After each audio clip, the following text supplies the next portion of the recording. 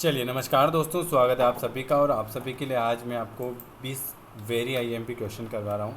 तो वीडियो अगर अच्छा लगता है तो लाइक करना है, शेयर करना है, सब्सक्राइब करना है, ठीक है। और जो डेली क्लास में जुड़ना चाहते हैं वो इस नंबर पर व्हाट्सअप कर देना कि सर हमें भी आपकी फ्री वाली क्लास में जुड़ना है, ठीक है। कमेंट करके ज़रूर बताना वीडियो कैसा लगा। आपकी डेली क्लास हो रही है तो जो जुड़ना चाहते हैं वो लिख देना CGBSC। इसके अलावा आपके लिए प्रैक्टिस सेट अवेलेबल है। देखो एग्ज़ाम है आपकी 14 जुलाई को, तो उससे पहले आपको ज़्यादा से ज़्यादा क्वेश्चन करने पड़ेंगे। तो जितने ज़्यादा हो सके उतनी आप प्रैक्टिस कर सकते हो। तो आपके लिए प्रैक्टिस सेट अवेलेबल है 20। एक सेट में 100 क्वेश्चन है, मतलब 2000 क्वेश्चन एक हैं। प्लस ये जो ओल्ड पेपर जो हुआ था CGBSC का, उसकी PDF मिलेगी। और आपको अरिहंत के क्वेश्चन मिलेंगे, फिजिक्स, केमिस्ट्री और बायोलॉजी, ठीक है। तो ये सारा मटेरियल जो मिल रहा है आपको अभी मिल रहा है ऑफ़र के तहत 99 रुपये में। तो जिनको लेना है वो ले सकते हैं। कोई भी समस्या है तो आप ज़रूर इस नंबर पर पूछ लेना। मुझे इसी नंबर पर आपको पेमेंट करना है और आपको हाथों हाथ PDF मिल जाएगी। देखो एग्ज़ाम की टाइम है, जितने ज़्यादा प्रैक्टिस हो उतने ज़्यादा आपको करनी है, ठीक है। वीडियो अच्छा लगे तो लाइक शेयर कर देना। वीडियो देखने के लिए आप सभी का धन्यवाद और ये क्वेश्चन ज़रूर बताएं। नमस्कार दोस्तों, स्वागत है आप सभी का। और आज मैं आपके लिए वेरी IMP क्वेश्चन लेकर आया हूँ। कोशिका के 60 से 70 क्वेश्चन करेंगे जो बार बार एग्ज़ाम में पूछे हुए। जो नया है चैनल को सब्सक्राइब कर दीजिएगा, बेल आइकन को प्रेस कर दीजिएगा। और अगर डेली हमसे जुड़ना चाहते हैं तो इस नंबर पर व्हाट्सअप कर दीजिएगा कि सर हमें आपकी डेली की फ्री क्लास से जुड़ना है। 9753749986 पर आप मुझे व्हाट्सअप कर सकते हैं कि सर हमें आपकी फ्री क्लास से जुड़ना है। और वीडियो कैसा लगा कमेंट करके जरूर बताएं। DNA में क्या होता है बताइए। पहला क्वेश्चन आपके सामने, DNA में क्या होता है। Very good. DNA में जो होता है न्यूक्लियोटाइड, ऑप्शन आपका डी वाला आ जाएगा। DNA में न्यूक्लियोटाइड। अगला क्वेश्चन लिखा हुआ है, कोशिका में प्रोटीन संश्लेषण का स्थान। कोशिका में प्रोटीन संश्लेषण का स्थान कौन सा है। Very good. कोशिका में प्रोटीन संश्लेषण का स्थान जो हो जाएगा राइबोसोम हो जाएगा। कौन सा हो जाएगा। कोशिका में प्रोटीन संश्लेषण का जो स्थान होता है जिसे हम कहते हैं राइबोसोम। किसे वास्तविक केंद्रक नहीं पाया जाता। किसमें वास्तविक केंद्रक नहीं पाया जाता। तो जीवाणु में वास्तविक केंद्रक नहीं पाया जाता। जीवाणु में वास्तविक केंद्रक नहीं पाया जाता। सबसे लंबी कोशा किसकी होती है। तंत्रिका, पेशी, अस्थि या डेंड्राइट। सबसे लंबी कोशा जो होती हैं वो होती है तंत्रिका कोशा। कौन सी होती है। तंत्रिका कोशा होती है सबसे लंबी कोशा। राइबोसोम किसके बने होंगे। राइबोसोम किसके बने होंगे बताइए। Very good. राइबोसोम जो हैं RNA और प्रोटीन के बने होंगे। किसके बने होंगे। राइबोसोम जो हैं RNA और प्रोटीन के बने होंगे।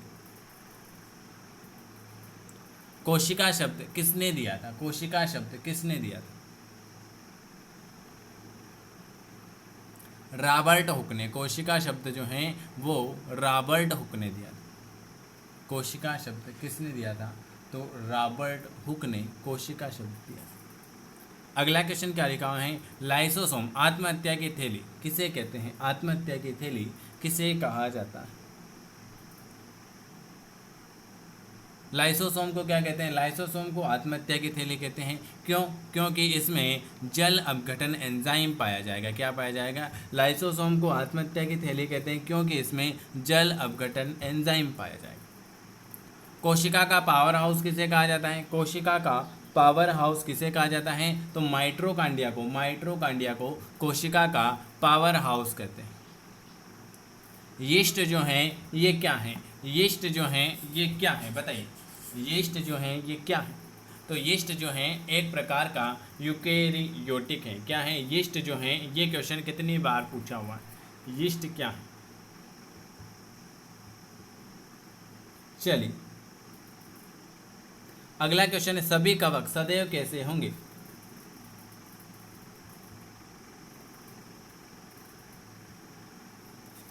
सभी कवक सदैव कैसे होंगे। सभी कवक जो होते हैं वो स्वपोषी होंगे। अगला क्वेश्चन है, कवक में संचित भोज्य पदार्थ। कवक में संचित भोज्य पदार्थ। कवक में संचित भोज्य पदार्थ। 11 नंबर का डी वाला कोलिज या तेल के बने होंगे। चलिए अगला क्वेश्चन क्या लिखा हुआ है,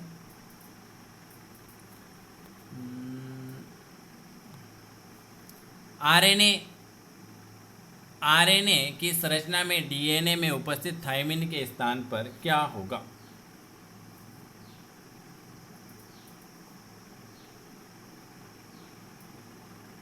वेरी वेरी गुड,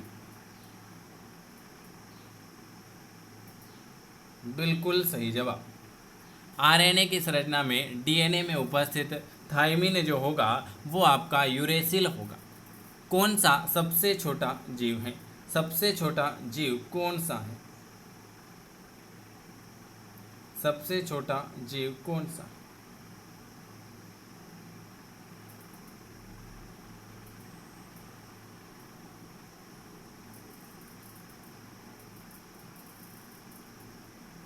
बिल्कुल सही जवाब है। सबसे छोटा जीव कौन सा है? डी वाला, माइक्रोप्लाज्मा। माइक्रोप्लाज्मा सबसे छोटा जीव जो है वो है आपके माइक्रोप्लाज्मा हो जाएगा। प्लाज्मा झिल्ली, प्लाज्मा झिल्ली किसकी बनी होगी, प्लाज्मा झिल्ली किसकी बनी होगी? वेरी गुड, प्लाज्मा झिल्ली जो है वो कोशिका में जल खनिज लवण के, कोशिकाओं में जल खनिज लवण के प्रवेश या निकास को नियंत्रित करती है। कोशिका झिल्ली का क्या कार्य है? कोशिका झिल्ली का कार्य है कि कोशिकाओं में जल खनिज लवण के प्रवेश या निकास को नियंत्रित करती है। चलिए अगला क्वेश्चन क्या लिखा हुआ है आपके सामने, अगला क्वेश्चन आपके सामने ये रहा। इस चैप्टर में कितने क्वेश्चन हैं सभी कुछ करेंगे। इलेक्ट्रॉन सूक्ष्मदर्शी की उच्च आवर्धन क्षमता कितनी होती है? इलेक्ट्रॉन सूक्ष्मदर्शी की उच्च आवर्धन क्षमता कितनी होगी?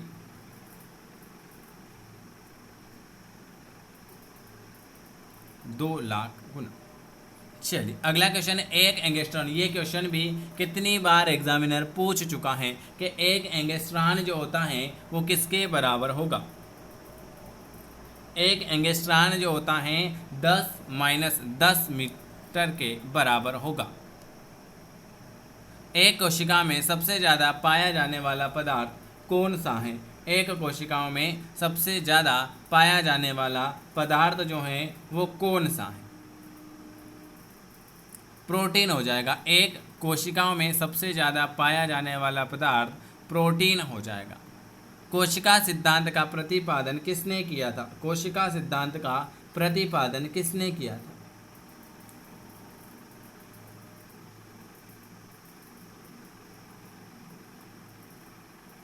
कोशिका सिद्धांत का प्रतिपादन किसने किया था और कब किया था?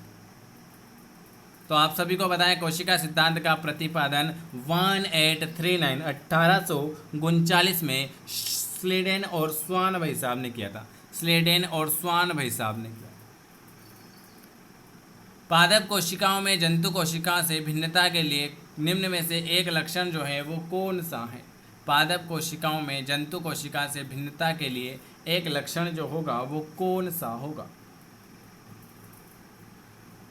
पादप कोशिकाओं की कोशिका भित्ति जो होती हैं वो सेल्यूलोज की बनी होगी। यदि कोशिकाओं के राइबोसोम को नष्ट कर दिया जाए तो क्या होगा? यदि कोशिकाओं के राइबोसोम को अगर हम नष्ट कर दें तो क्या होगा? वेरी गुड, यदि कोशिकाओं के राइबोसोम को नष्ट कर दिया जाए तो प्रोटीन संश्लेषण नहीं होगा। क्या नहीं होगा? प्रोटीन संश्लेषण। न्यूक्लियक अम्ल किसके होते हैं? न्यूक्लियक अम्ल किसके बने होंगे? न्यूक्लियक अम्ल किसके बने होंगे? वेरी गुड, केंद्रक और कोशिका द्रव्य के। न्यूक्लियक अम्ल जो हैं वो केंद्रक और कोशिका द्रव्य के बने होंगे। आरएनए का प्रमुख कार्य क्या है? आरएनए का प्रमुख कार्य क्या है? वेरी गुड, आरएनए का प्रमुख कार्य क्या है? प्रोटीन संश्लेषण में सहायता करना। आरएनए का प्रमुख कार्य है प्रोटीन संश्लेषण में सहायता करना। चलिए, डीएनए का मूल मात्रक क्या है? डीएनए का मूल मात्रक क्या है? न्यूक्लियोटाइड। डीएनए का मूल मात्रक जो हो जाएगा वो न्यूक्लियोटाइड हो जाएगा। चलिए अगला क्वेश्चन क्या लिखा हुआ है आपके सामने।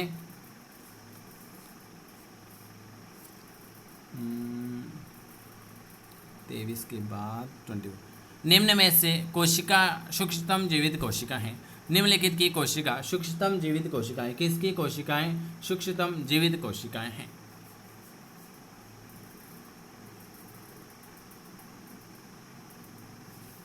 ट्वेंटी फोर माइक्रोप्लाज्मा की माइक्रोप्लाज्मा। प्याज को छीलने या काटने पर आंखों में प्रभुत्व मात्रा में आंसू आने का क्या कारण है। प्याज को छीलने या काटने पर आंखों में प्रभुत्व मात्रा में आंसू आने का क्या कारण है।